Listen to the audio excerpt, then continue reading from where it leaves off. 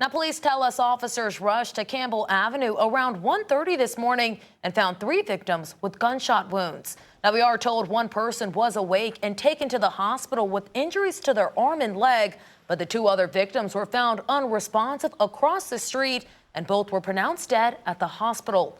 Investigators say all 3 were outside a bar when those shots were fired, and they believe that shooting was an isolated incident tied to activities at the bar.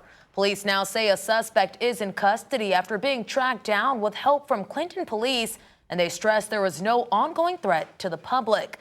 We also know Campbell Avenue was closed for several hours as detectives continued working that scene. If you have any information, please contact West Haven Police, as they say this investigation is still in its early stages. We also know a Connecticut man is dead following a wrong-way crash in Massachusetts that happened overnight. State police say just before 1 a.m. they tried to pull over a driver on the Mass Pike section of I-90 West, but that driver took off. They say moments later, troopers spotted that same car entering Route 146 in Millbury, but going the wrong way. Officials say despite efforts to stop him, including deploying stop sticks, that driver slammed head-on into another vehicle. The wrong-way driver, identified as a man in his 20s, was killed in that crash, but the other driver is expected to be okay. Now, the highway was shut down for hours as crews cleared the scene and investigated. At this time, troopers have not released the identity of the wrong-way driver. Well, switching to weather, it was a beautiful weather day out here today, Sam. So we're going to toss things over to meteorologist Sam Sampiri. Sam, will this stretch through Father's Day? Yes, we'll make it through tomorrow. So it's good timing. This weekend's not bad, although we did have a couple of pop-up showers in central and southeastern Connecticut. We'll do that all over again tomorrow. But for the most part, your Father's Day is just going to be fine. Meanwhile, temperatures right now have dropped off after a beautiful afternoon. We're down into the 60s to near 70. Not much in the way of wind. We had some gusty winds today. There's a leftover showers going offshore. And that's what we're going to have tomorrow. The sun will come out. We'll get those fair weather clouds, and we'll get a couple of scattered showers. This will be our system for Monday. That's really good news. It's a big rain event. I'll talk about that more later in the newscast. Tonight, clear, lows back in the 50s. And for Father's Day, right now, mostly sunny skies, but there's still a slight chance for a spot shower, but most towns will stay dry with high temperatures topping out 75 to 80. And again, it is going to be the first day of summer, too. Summer solstice, 4:24 a.m. Sun coming up at 5:15 in the morning and going down at 8:30 at night. Longest day of the year. And look at this beautiful day. Northwest wind at 5 to 10 miles per hour. Coming up, I'll detail next week. Much needed rainfall. That's good news. It's also good timing being in the weekday. I'll let you know when it starts, how much, when it all comes to an end, and what you can expect for the first full week of summer. Is there any heat? Details coming up in a few minutes. Annette? Thank you, Sam. A lot of reasons to celebrate. And speaking of celebrating, Juneteenth celebrations are still happening throughout the state. And 2 cities, Hartford and East Hartford, had a joint festival along the riverfront today. I had the honor of hosting the Bridging Freedom event for a few hours this afternoon. And Fox 61's Kay Pattyfoot takes us there. A family-friendly event along the riverfront on Saturday, filled with dancing, singing, vibrant colors, and so much more. The first ever joint municipal Juneteenth celebration bridged 2 communities and beyond. A day-long celebration filled with local crafts, music, and history. It's about understanding the culture and where us as a Black people have come from, you know. It's just a time to really come together and learn. And there certainly was a lot to learn. The Amistad Center for Art and Culture is celebrating 40 years, and they sponsor the festivities on the upper level of the riverfront. The city of Hartford and East Hartford, the Amistad Center and Music and Life came together to partner for this Juneteenth celebration, because yes, Juneteenth is about freedom, but freedom is something that belongs to all of us. So we came together, and this is our first annual Juneteenth celebration. The books on the table represent representation for Black youth. Art is beyond a museum wall. Art is literature. Art is music. Art is culinary. Art is all of it. Art is us. Juneteenth celebrates when all slaves were freed. On June 19, 1865, the Union troops arrived in Galveston, Texas to tell enslaved people they were free. This happened 2 years after the Emancipation Proclamation. Anthony Witherspoon says this history cannot be forgotten. How many people think, oh, all of us came independent on the 4th of July, but that's not the case because we were still mistreated back then. We were still enslaved. So this holiday was to commemorate when all of us were finally free. All of us were free from slavery, and I don't want anybody else to overlook that. People I spoke with say it's important to have these events to remember and acknowledge the Black history around us. In Hartford, Kay Patty Foote, Fox 61. And that was not the only Juneteenth event for a great cause. Hear this, a Juneteenth blood drive was held in Hartford to help families and people in need. As Fox 61's Joe Monty reports, that donation drive is timed with another important day for people who live with a serious blood condition. Take a look.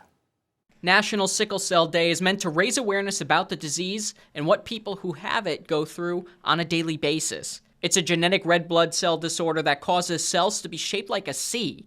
It turns them hard and sticky, and the cells die early. The disease can block blood flow and cause serious pain and other dangerous issues. The disease overwhelmingly affects people of African and Hispanic descent, which is exactly why the blood drive went straight to the Wilson Gray YMCA on Albany Avenue. It's in a community made up of different minority groups that could be a huge help. Black and brown blood donors are 3 times more likely to match the blood most commonly needed when it comes to treating people with sickle cell disease. They often need around 100 units of blood per patient per year to help manage their extreme pain and life-threatening symptoms. Julia DeFeo is the executive director of the YMCA. I talked to her about how important these blood drives are. I also talked to a Manchester woman, Carolyn Bell, who made it a point to roll up her sleeve. When you're donating blood, there's certain types that you need, and when that supply is low, it's dangerous.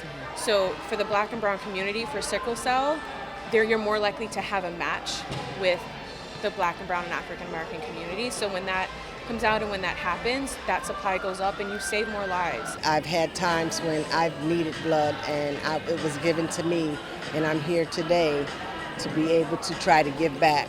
I haven't had any experience of sickle cell, but I have had friends who have had this disease, and I'm very concerned about how we can make things better for them. Members of the Red Cross tell me that these blood drives save lives, and they encourage more Black and brown people to get out and donate blood at the next and coming blood drives. They say blood is always needed. In Hartford, Joe Monty, Fox 61. Fire crews from multiple towns jumped into action earlier today after a car caught fire near Foxwoods. Massantucket Pequot fire crews were called in for automatic aid to the intersection of Route 214 and Foxwoods Boulevard, and they called it a unique intersection. And that's because it falls both in the town of Ledyard and North Stonington. We know engine crews arrived and quickly stretched a line to knock down those flames while additional firefighters worked to clear the scene. At this time, there is no word yet on what sparked the fire. You can see that smoke there, but we know crews say teamwork across departments helped bring it under control and quickly. And right now, one Hamden family is in temporary housing after an early morning fire tore through their basement. Take a look. Crews were called to Hobson Avenue just before 4:30 this morning as firefighters quickly made their way into the basement and knocked down flames in a bedroom where they found a small dog trapped. You see it there. Now that dog was rescued, given oxygen on scene, and is expected to be okay. But tonight, 8 people and 4 dogs are now displaced, and the home is temporarily uninhabitable. The cause of the fire is still under investigation. In national news, Iran reportedly closed the Strait of Hormuz following Israeli attacks on Lebanon today. But U.S. officials say Tehran does not have the ability to do so. Vice President J.D. Vance is also heading to Switzerland for further negotiations tomorrow. He'll be joining officials from Iran and other countries. Fox News correspondent Alex Hogan has more from Tel Aviv. Following President Trump's signing of the Memorandum of Understanding in the Palace of Versailles, the Iran peace deal remains shaky with reported attacks between Israel and Hezbollah. Israel says Hezbollah struck IDF soldiers overnight, and Israeli attacks on Lebanon since Wednesday have killed dozens. Iranian officials say this is a complete breach of the deal. Clause 1 of the memorandum is the most important part of the reciprocal commitments. It requires an end to the war on all fronts. We have seen that they have failed to fulfill their obligations, and this constitutes a clear violation of the ceasefire memorandum. Iran says it closed the Strait of Hormuz on Saturday because of Israel's attacks, although a senior U.S. defense official tells Fox the IRGC can't close the waterway since they don't control it. Vice President J.D. Vance pointed to progress in the Strait of Hormuz since the memorandum was signed. We got 16 million barrels out of the Strait of Hormuz in just the last 24 hours. That is basically to where it was before the war even started. Despite the back and forth, Friday's scheduled talks in Switzerland have been postponed to Sunday. Vance says U.S. negotiators Jared Kushner and Steve Witkoff are already there. I expect that I will leave sometime the next couple of days. My attitude is let's get on the ground and actually fix these problems. Iran confirmed it will send representatives to the talks. Mediators from Qatar and Pakistan are also expected to attend. In Tel Aviv, Israel, Alex Hogan, Fox News.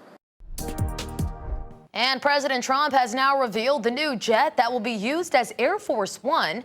The president gave a first look at the Boeing 747-8, which the United States accepted as a gift from the government of Qatar last year.